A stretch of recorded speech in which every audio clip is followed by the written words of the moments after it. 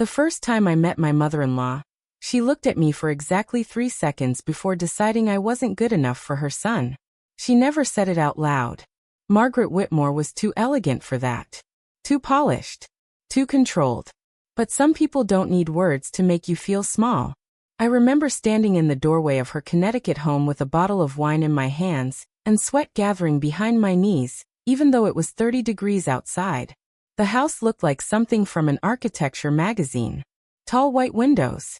Perfect landscaping. Warm golden lights glowing behind curtains that probably cost more than my monthly rent. Daniel squeezed my hand once before ringing the bell. "You'll be fine," he whispered. Easy for him to say. This was his world. Not mine. A few seconds later, the front door opened. Margaret Whitmore stood there wearing cream-colored cashmere and pearl earrings, looking like she had stepped out of a luxury skincare commercial. Her eyes moved over me calmly. My coat. My boots. My nervous smile. Then she kissed Daniel on the cheek. Only after that did she turn to me. "You must be Emily." Not warm. Not rude. Just careful. Measured. Like she was reading a resume. I smiled politely and held out the wine bottle. "This is for you." Margaret glanced at the label. "Thank you," she said. Then she stepped aside to let us in. The entire house smelled like cinnamon and roasted garlic. Somewhere deeper inside, soft jazz music played through hidden speakers. Everything about the place felt expensive without trying to look expensive. I suddenly became very aware of my thrift store coat. Daniel's father greeted us from the dining room with a friendly smile, but Margaret stayed strangely quiet while we sat down for dinner. Not hostile. Just observant. Like she was waiting to form an opinion. Unfortunately, that opinion came faster than I expected. "So Emily," she said while pouring wine into crystal glasses, "Daniel told me you work from home?" I nodded. "I'm a freelance programmer." "A freelancer," she repeated softly. Something about the way she said the word made it sound temporary. Unstable. Like a phase college students went through before getting serious about life. "What kind of programming?" she asked. "Mostly app development. Some AI-related projects." Margaret smiled politely. "That sounds flexible." I looked down at my plate for a second. Daniel jumped in quickly. "Emily's actually really talented." Margaret gave a small nod. "I'm sure she is." But the conversation already felt uneven. Like I was interviewing for approval I had no chance of receiving. The rest of dinner only made it worse. Margaret talked about investment portfolios, charity boards, private schools, family friends who owned companies. Every topic reminded me that I didn't belong there. I grew up in a small apartment in Ohio with a single mother who worked double shifts at a hospital. Nobody in my family discussed stock markets over baked salmon. By dessert, I had started shrinking into myself without even realizing it. Then Margaret asked the question that changed the entire night. "So," she said smoothly, "what are your long-term plans?" I frowned slightly. "With Daniel? With your career?" I hesitated. "I don't know yet. I like freelancing." Margaret stirred her tea calmly. "But eventually you'll want something more stable, won't you?" I felt heat creep into my cheeks. "My work is stable." "Of course," she replied quickly. But the tone said otherwise. Daniel shifted uncomfortably beside me. "Mom, I'm only asking because Daniel has always been very ambitious," Margaret continued. "He's worked incredibly hard to build the life he wants." There it was. The warning beneath the politeness. Don't slow him down. Don't embarrass him. Don't become extra weight tied to his future. I forced a smile. "I support Daniel." Margaret met my eyes for the first time that night. "I know you do." But somehow the sentence still felt like criticism. The drive home was quiet. Daniel kept both hands on the steering wheel while city lights blurred across the windshield. Finally he sighed. She didn't mean anything by it. I stared out the passenger window. She absolutely did. "She's just protective." "Daniel, your mother looked at me like I accidentally wandered into the wrong country club." "That's not fair." I laughed softly. "Really?" He stayed silent. That silence hurt more than I expected. Because part of me already knew something dangerous. Daniel understood exactly what his mother thought of me. He just didn't want to say it out loud. Over the next 2 years, things between Margaret and me never fully improved. We learned how to behave around each other. That was different. There's a difference between peace and politeness. Margaret mastered politeness. Every Christmas she bought me expensive scarves I would never wear. Every birthday she mailed handwritten cards signed with perfect cursive. Every family dinner felt like a performance where both of us pretended not to notice the distance between us. Daniel kept insisting things would get better. They just take time, he'd say. But time didn't fix anything. If anything, it made the cracks easier to see. Especially after Daniel got promoted at Harrington Global. That promotion changed him slowly at first. Longer hours. More business dinners. More conversations about networking and visibility and executive presence. Sometimes he'd stand in front of the bathroom mirror adjusting his tie before events, rehearsing introductions under his breath. I used to think it was cute. Then eventually it became exhausting. One Friday evening, we attended a charity fundraiser hosted by his company.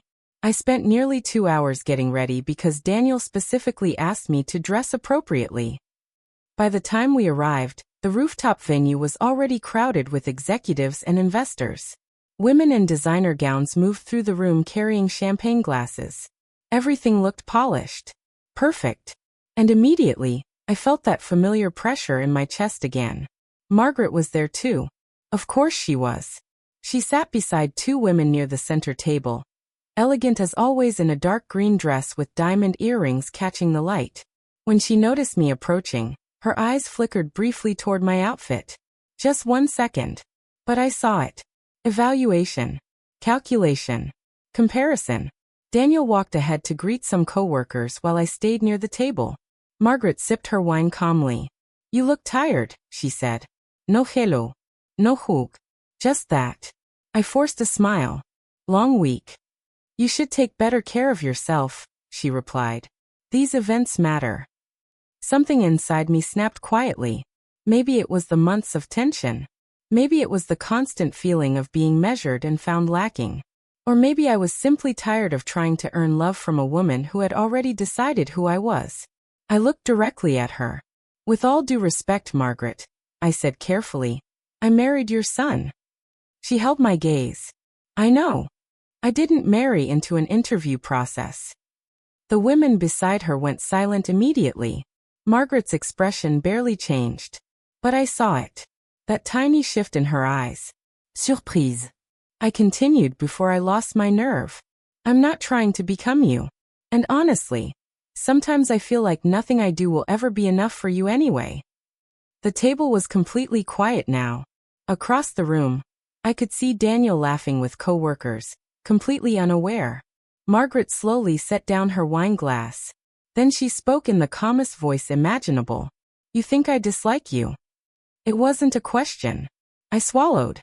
"I think you don't trust me." For the first time since I'd known her, Margaret looked genuinely sad. Not angry.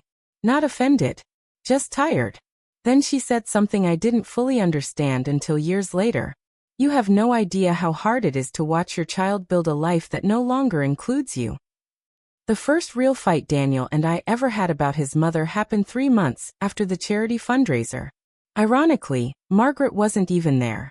It was just the 2 of us in our apartment on a rainy Tuesday night, standing on opposite sides of the kitchen while cold takeout containers sat untouched between us. "You embarrassed her," Daniel said quietly. I stared at him. "She's been embarrassing me for 2 years." "That's not the same thing."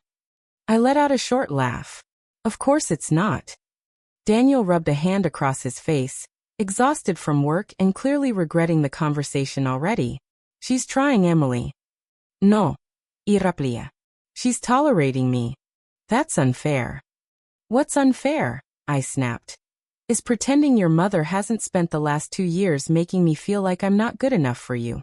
The room went silent after that. Rain tapped softly against the windows. Daniel looked down at the counter for several seconds before finally speaking again. "You know she grew up differently than you did." I blinked slowly. "There it is." "What?" "That tone." "What tone?" The one where you explain your mother to me like she's some sophisticated person I'm too ordinary to understand. His jaw tightened immediately.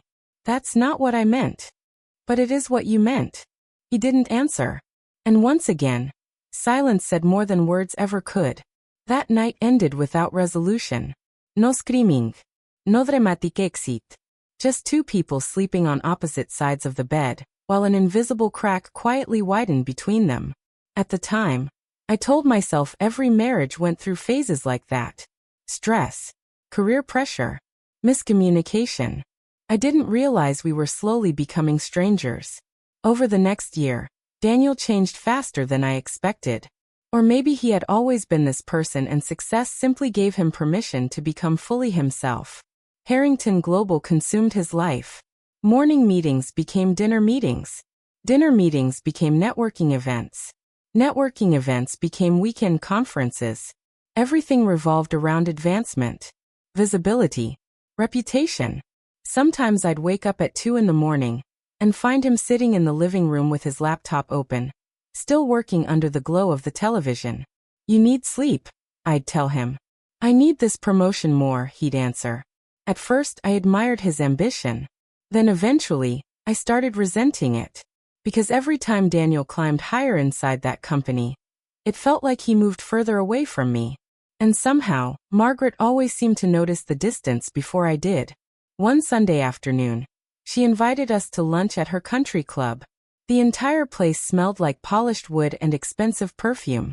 Women in tennis skirts sat drinking white wine beside enormous windows overlooking the golf course. I felt underdressed the moment we walked in.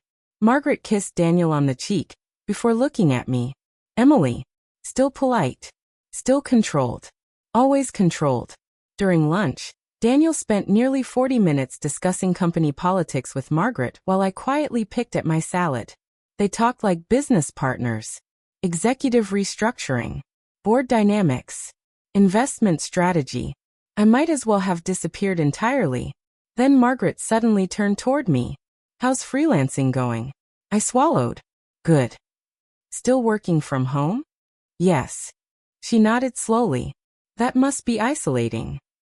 Daniel glanced up briefly, but said nothing. I forced a small smile. I actually like it. Margaret stirred her iced tea carefully. I suppose flexibility is valuable before children. Something in my chest tightened. Daniel immediately looked uncomfortable. Mom. What? She asked calmly. I'm just making conversation. But we all knew she wasn't. The message underneath the words was obvious. Freelancing wasn't a real career. It was temporary. Convenient. Something unserious people did before adulthood fully began. I set my fork down carefully. You know, I said quietly, I built 3 applications this year that now have over 1 million users combined. Margaret looked mildly surprised. That's impressive. But. She blinked once. I didn't say but. You were going to. Daniel sighed softly. Emily. No. Interrupta. I'm tired of this. The table fell silent. Several nearby guests glanced toward us briefly before returning to their own conversations. Margaret folded her napkin neatly beside her plate. I think you're misunderstanding me. I think I understand perfectly.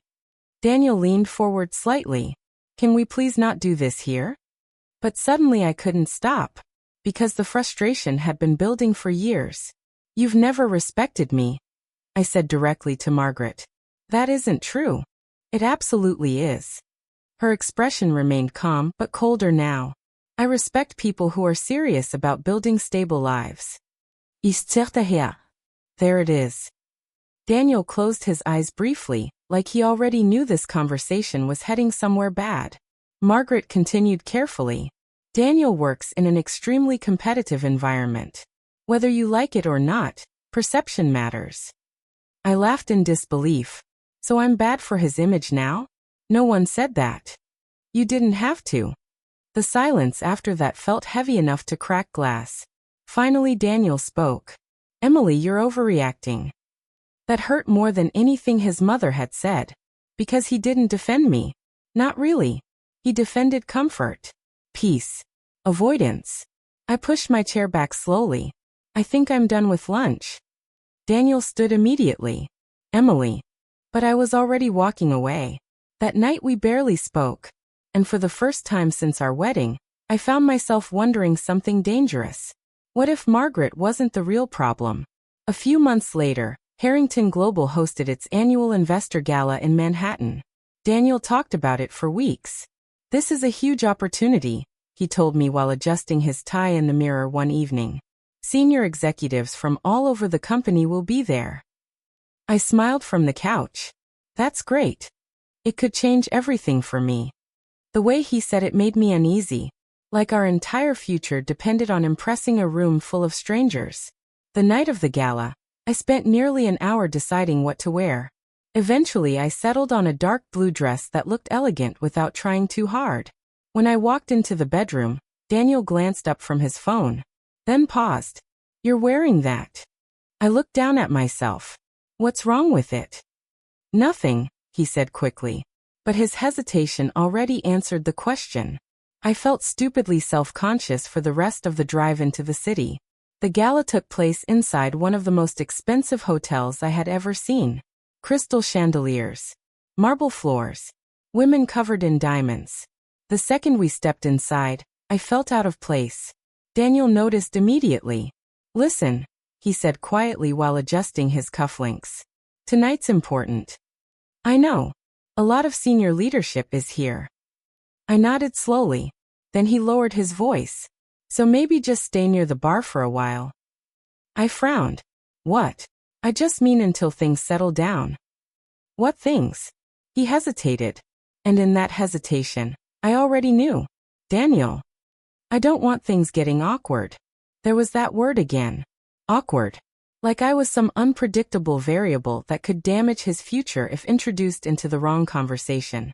My chest tightened painfully. "You think I embarrass you?" "No," he said too quickly. But once again, silence told the truth before he did.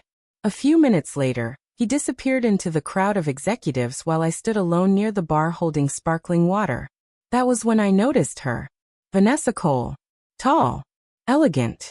Perfectly polished. Daniel's marketing director. She laughed at something he said and touched his arm casually while the group around them smiled. Then one of the executives asked him a question.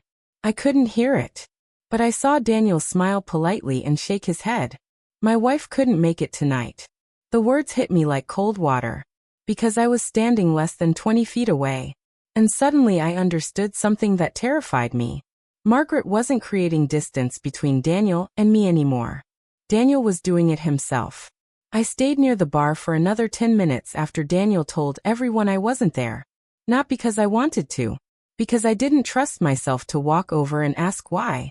The ballroom around me glowed under crystal chandeliers while executives laughed over champagne and investment deals. Somewhere near the stage, a jazz trio played soft background music that blended into the steady hum of expensive conversations. Everything looked polished, controlled, perfect. And somehow, I had never felt smaller in my life. I kept replaying the moment in my head. My wife couldn't make it tonight. Not. She's over there. Not. Let me introduce you. Just erased. Like I would damage the image he was trying to build. I stared down at the glass in my hand. Sparkling water. Not even wine. Because part of me already felt exposed enough. Across the room, Daniel stood with the same group of executives. Vanessa was beside him again, smiling easily while one hand rested lightly against his sleeve. She looked like she belonged there. Maybe that was what hurt the most. Not that she was prettier than me. Not that she was more successful. But that she fit naturally into the world Daniel wanted so badly to be part of. A world where people measured each other by titles, connections, and appearances. And suddenly I couldn't breathe in that room anymore. I quietly slipped away from the bar and headed toward the balcony doors near the side of the ballroom. No one noticed me leave. That hurt too. The cold night air hit my face the second I stepped outside. I wrapped my arms around myself and walked toward the railing overlooking Manhattan. Below me, the city stretched endlessly in white and gold lights. Traffic moved slowly through the streets like rivers of glowing lines. For the first time all evening, things were quiet. No networking. No pretending. Just silence. I let out a shaky breath I hadn't realized I'd been holding. Maybe Margaret had been right all along. Maybe I didn't belong in Daniel's world anymore. The thought settled heavily in my chest. Over the last year, I had watched my husband slowly become someone harder to recognize. Everything had become strategic, carefully managed. Even our marriage sometimes felt like another part of his career plan. The balcony door slid open behind me. I assumed it was another guest stepping outside for air, so I didn't turn around immediately. Then a calm male voice spoke. "Emily Carter?" I froze. Very few people at the gala even knew my name. I turned slowly. The man standing a few feet away was tall, maybe in his early 50s, wearing a charcoal suit that probably cost more than my car. Silver touched the edges of his dark hair. And his posture carried the kind of quiet confidence that only came from years of power. For half a second, I couldn't place him. Then recognition hit me. Michael Harrington, CEO of Harrington Global. The man hosting the entire event. I blinked in surprise. "I'm sorry," I said quickly. "Do we know each other?" Something almost amused flickered across his expression. "Not officially." That answer confused me even more. He stepped closer, though still polite enough to leave space between us. "I hope I'm not interrupting." "No," I said carefully. Although technically he had interrupted a minor emotional collapse. Harrington glanced briefly through the ballroom doors before looking back at me. "I've actually been hoping to meet you for quite some time." I almost laughed from confusion. "That's impossible." "Is it?" "Yes," I said. "I don't work for Harrington Global." "I know. And we've never met." "That's also true." I frowned slightly. "Then why were you looking for me?" Instead of answering immediately, he reached into his suit pocket and pulled out his phone. A second later he turned the screen toward me. Code. Lines and lines of programming code. Clean. Complex. Familiar. My stomach tightened instantly. Because I recognized it. Even after almost 2 years. I stared at the screen.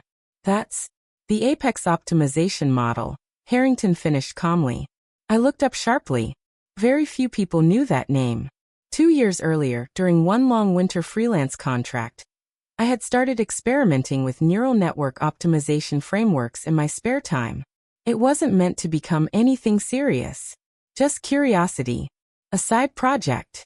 Something challenging enough to keep my brain occupied during lonely nights while Daniel traveled constantly for work. Eventually, the project evolved into something unexpectedly efficient. I uploaded portions of the code anonymously onto a small developer forum under a temporary account. No real name. No credentials. No company attached to it. I thought maybe a few programmers would find it interesting. Instead, the thread exploded. Thousands of downloads. Arguments. Discussion. People accusing the code of being fake because they couldn't believe one independent developer had built it alone. The attention became overwhelming. So I deleted the account and moved on with my life. Or at least I thought I had. Harrington slipped the phone back into his pocket. "Our engineering division has been discussing that model for nearly 2 years, he said. I stared at him in disbelief. "You're serious?" "Very." The city wind moved softly across the balcony between us. I shook my head slowly. But nobody knew who wrote it. Almost nobody. My pulse quickened slightly. "What does that mean?" Harrington smiled faintly. "You left initials hidden inside the comment structure." My stomach dropped. Itchy. A tiny habit I'd developed years earlier while organizing larger projects. I had forgotten all about it. "One of our senior engineers noticed it," Harrington continued. "Tonight he saw your name on the guest list and asked if it could possibly be the same Emily Carter." For a moment I couldn't say anything. Inside the ballroom, laughter drifted faintly through the glass. Meanwhile, my entire understanding of the evening had suddenly shifted. "I honestly thought everyone forgot about that code," I admitted quietly. "Oh, we didn't forget." His voice remained calm, but there was real respect behind it now. "Emily, do you understand how rare genuine innovation is in this industry?" I looked away slightly. I wasn't trying to innovate anything. That's usually when people do their best work. For some reason, that sentence hit me harder than it should have. Because it had been a very long time since someone looked at me like I was impressive instead of inconvenient.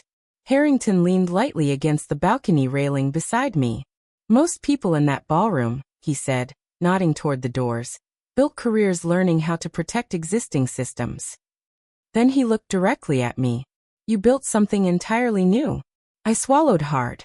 Inside the ballroom, I could still see Daniel moving through groups of executives, smiling confidently beneath the chandeliers.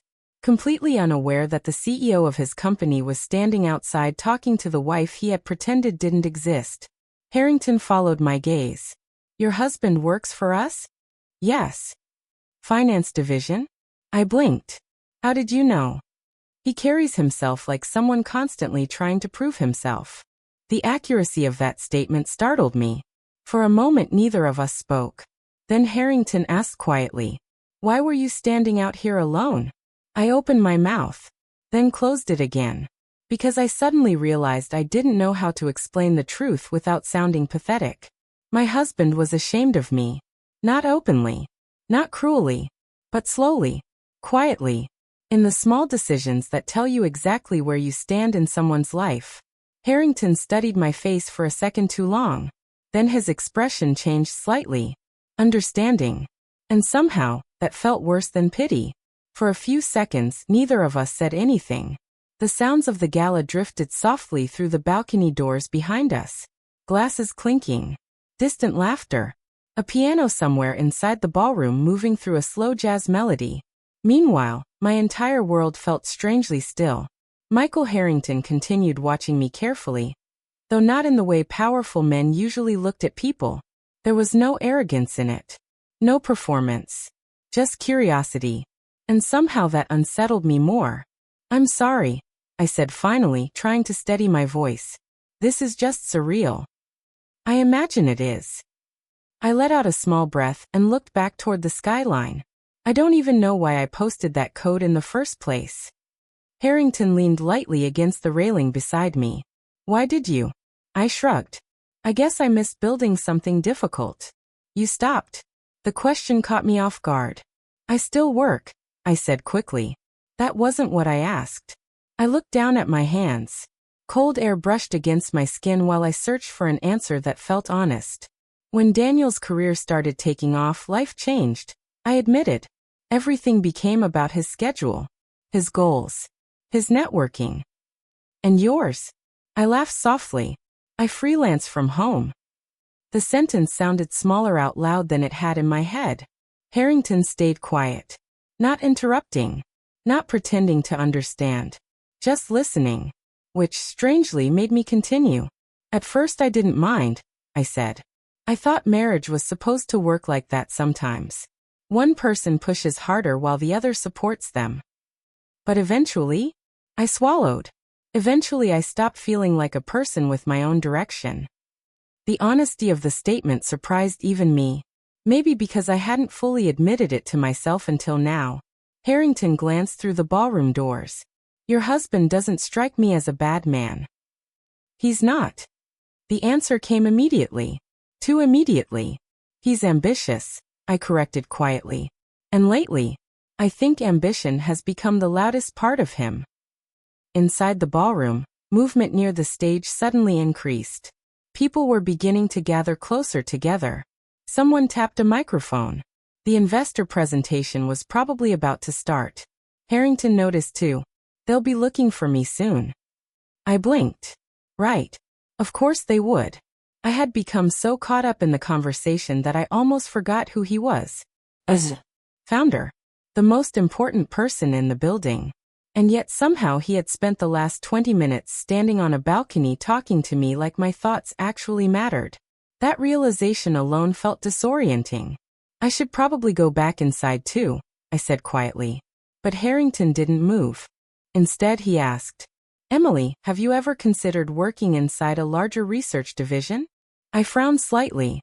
Not seriously. "Why not?" "Honestly, yes." I gave a small shrug. "I hate corporate environments." That made him smile. "Most intelligent people do." I laughed softly despite myself. "It's not even the work. It's everything around the work. Politics. Ego. Constant competition. His expression became thoughtful. And yet you married someone who thrives in exactly that environment. The comment landed more heavily than he probably intended. Because he was right. Daniel loved competition. Loved recognition. Loved rooms full of powerful people where every conversation felt like a ladder to something bigger. Meanwhile, those same rooms exhausted me. For the first time, I wondered if we had spent years pretending those differences didn't matter simply because we loved each other. Harrington straightened slightly from the railing. Do you know why your algorithm impressed my engineering team so much? I shook my head. Because it solved a problem differently than everyone else was trying to solve it. He paused. People inside large systems often stop seeing clearly. They become afraid to think outside whatever structure rewards them. I thought immediately of Daniel, of the careful way he now spoke at events, the way he constantly monitored himself, adjusted himself, presented himself. Everything about him had become optimized for approval. Meanwhile, the project Harrington was talking about, the one everyone suddenly cared about, had been built alone in sweatpants at 2 a.m. while eating cold cereal over my keyboard. No strategy, no networking, no image management, just curiosity. The contrast hit me harder than expected. You know what the strange part is? I admitted quietly. What? I almost stopped coding entirely last year. Harrington looked genuinely surprised. Why? I hesitated, then decided there was no point lying. Because after a while, it's hard to keep believing in yourself when the person closest to you barely notices what you're capable of. The words came out softer than I intended, but once spoken, they lingered heavily between us. Harrington's gaze shifted slightly toward the ballroom again, toward Daniel, then back to me. That's a painful kind of loneliness. Something tightened unexpectedly in my throat. Not because the statement was dramatic, because it was accurate. For the past year, I had been sleeping beside someone who no longer truly saw me. The balcony doors suddenly opened behind us. A younger man in a navy suit stepped outside, looking relieved the second he spotted Harrington. There you are, he said with a nervous laugh. They're ready to begin. Harrington nodded once. I'll be inside in a moment. The man finally noticed me standing there beside him, and immediately looked confused.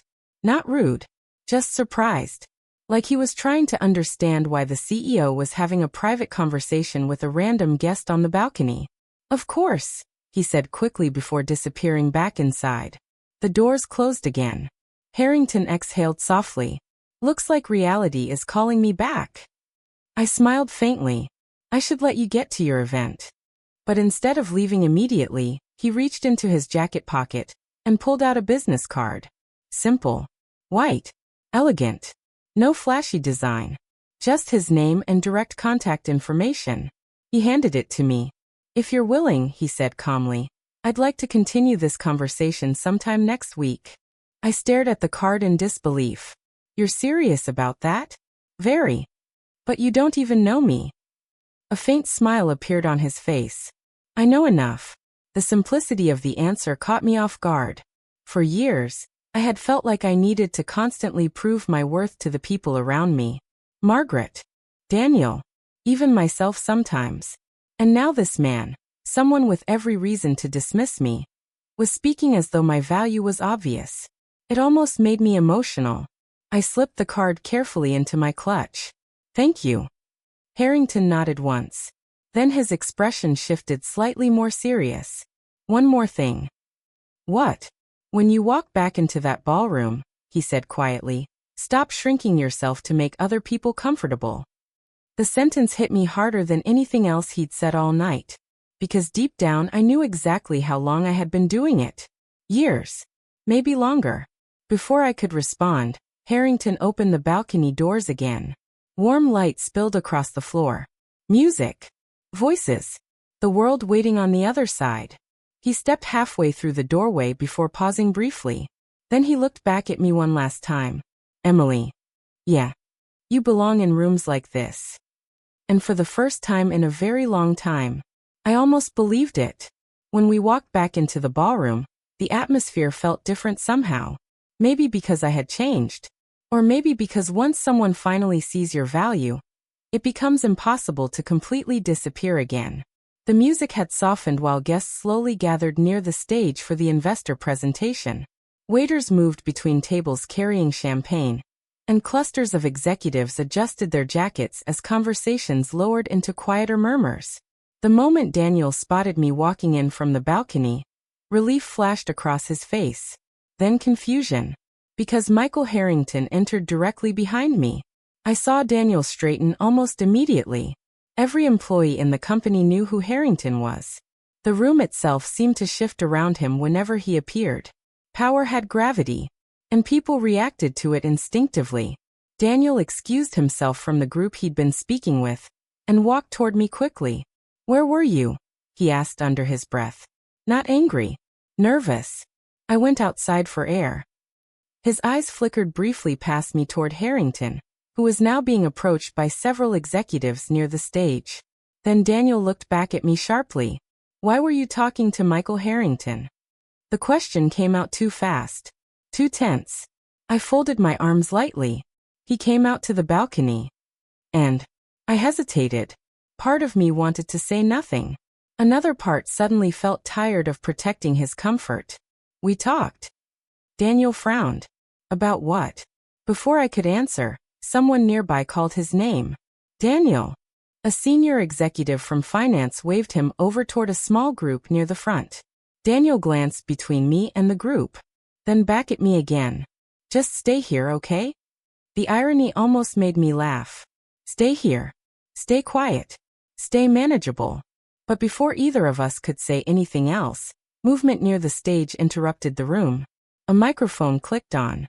Conversations faded almost immediately. Daniel looked relieved for the distraction. "We'll talk later," he muttered before walking toward the front with the other executives. I watched him go. Watched how naturally he slipped back into that polished version of himself. Confident posture. Easy smile. Perfectly controlled. For years, I had admired that about him. Tonight, for the first time, it looked exhausting. A few seconds later, Michael Harrington stepped onto the stage. The entire ballroom quieted instantly. He thanked the investors for attending, gave a short speech about the company's growth, and spoke with the calm confidence of someone completely comfortable being listened to. I stood near the back of the crowd, trying not to overthink the business card sitting inside my clutch. The entire conversation on the balcony still felt unreal. Then something unexpected happened. Harrington paused briefly during his speech and looked out across the audience. His eyes found me for half a second. Not dramatically. Not obviously. But enough. Enough for Daniel to notice. I saw it happen from across the room. His expression tightened slightly while he followed Harrington's gaze toward me. A strange feeling settled in my chest. Not satisfaction. Not revenge. Just awareness. For the first time in years, Daniel looked uncertain around me. After the presentation ended, the ballroom exploded back into conversation. Investors moved quickly toward executives. Business cards exchanged hands. Champagne glasses reappeared. The carefully choreographed networking resumed almost instantly. Daniel returned to me about 10 minutes later. "You ready to go?" he asked. His tone was calm. Too calm. I nodded. The drive home was quiet at first. Rain streaked softly across the windshield while the city lights blurred around us. Daniel kept both hands tight on the steering wheel. Finally, he spoke. "So." I looked out the passenger window. "So, what exactly did Harrington want?" There it was. Not, "Are you okay?" Not, "I'm sorry." Just curiosity wrapped in tension. I took a slow breath. He recognized some work I did a few years ago. Daniel glanced at me briefly.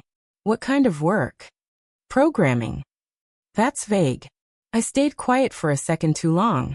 Then he laughed softly. "Wait." His expression shifted. "You're serious?" "Yes." "What programming work?" I explained carefully. The anonymous project. The optimization model. The engineering team that had apparently been discussing it for years. The more I spoke, the quieter Daniel became. By the time I finished, the car felt completely still. Finally he said, "You never told me about any of this." I tried. What? I turned toward him fully now. Daniel, I showed you that project 2 years ago. His brow furrowed. No, you didn't. Yes, I did. Suddenly, I remembered the exact moment.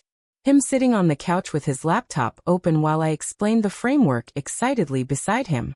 And him barely looking up, because he was preparing for an internal presentation the next morning. I swallowed hard.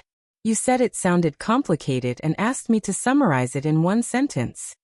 Daniel's grip tightened slightly on the steering wheel. For several seconds he didn't respond. Because he remembered.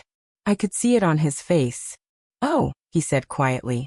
The single word hurt more than an argument would have. Not because he forgot my work. Because I realized how long I had accepted being unseen. The car stopped at a red light. Rain continued tapping softly against the glass. Finally Daniel spoke again. So Harrington wants to hire you? I don't know.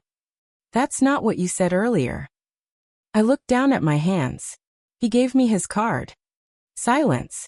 Then another silence after that. Heavy ones. The kind married couples learn to fear. When we finally reached the apartment, Daniel loosened his tie the second he walked inside. You should have told me, he said. I stared at him in disbelief. That's your takeaway from tonight? What does that mean? You told people I wasn't there. Daniel looked immediately defensive. I was networking. You erased me. That's dramatic. No, I said quietly. What's dramatic is realizing my husband is embarrassed by me. That's not true. Then why did you lie? He ran a frustrated hand through his hair. Because these events are complicated, Emily. I laughed softly. There it is again. What? That idea that I'm too ordinary for your world. His jaw tightened. You're twisting everything I say. No. Iraplia. I'm finally hearing it clearly. The apartment fell silent. Outside, thunder rolled faintly somewhere beyond the city. Daniel looked exhausted suddenly. Older somehow. I'm trying to build something for us, he said quietly. I felt my chest ache unexpectedly. Because part of me still believed him. Still loved him. Still remembered the version of Daniel who used to sit beside me on cheap apartment floors eating takeout at midnight, while we talked about dreams neither of us had reached yet. But somewhere along the way, ambition had changed the shape of our marriage. And maybe the worst part was this. I didn't think he even realized it. Daniel looked at me carefully, then asked the question that finally broke something open between us. Do you really think I'm ashamed of you? I held his gaze for a long moment, then answered honestly. I think you used to be proud of me. And for the first time all night, he had no response at all.